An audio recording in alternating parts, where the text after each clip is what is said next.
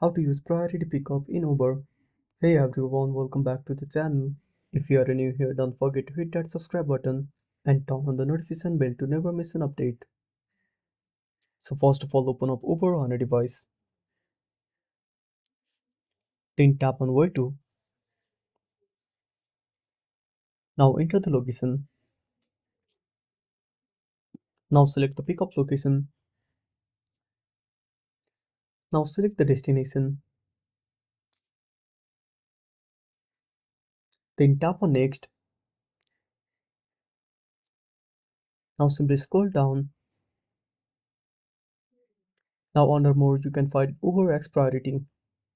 Simply tap on it. Then tap on choose. Then tap on confirm.